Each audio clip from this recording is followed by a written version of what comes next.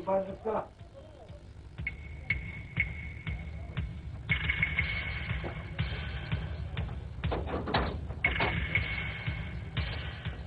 على وين هالنية بالسلامة؟ حامد مالك الشاهد على روحك.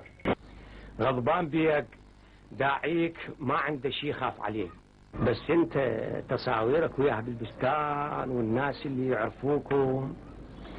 ابو حامد مصيبتك ما جرت على بن مرة، اللوم ما يفيد والعتب ما يجيب تعبه، لازم تتصرف. لا قتلتها ولا رحت عليها، خابرت لقيت عندها ناس، شفتك جيت مرعوب قلت لازم اكو صاير شيء. بس انت حجي جبت طاري سكين وطعنه بالقلب، ايش مدري كل مرة مطعونة بقلبها. هي غير بناء على كلامك. بعدين هذا كلام مجازي دا اعقب. انا جبت طاري سكين، ثم المرة ما مطعونة بقلبها، المرة مطعونة بكبدها، مو هالشكل.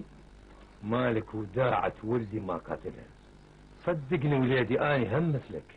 لازم تتصرف غضبان بيك. شو اسوي؟ نشهد لك اني وابو منور، نقول انت قضيت نهارك يمنا بالمزرعة، بس هاي الرادلة همة وفلوس لازم تتبرطل، الناس يشهدون وواحد ياخذ القضية على عاتقه. هاي بيها يمين؟ هم على يمين الكذب خليهم على يمناك حجي، هاي مشنقة ورقبتك أرق من حوصلة الطير. ثم أنت أبونا وعلى نعمتنا، مو هالشكل. والله العظيم قلبي منكسر عليك أبو حامد، وعلى قولة بيبيتي سكنة خلياه من قلبك يا رعاعة. عندك جقارة؟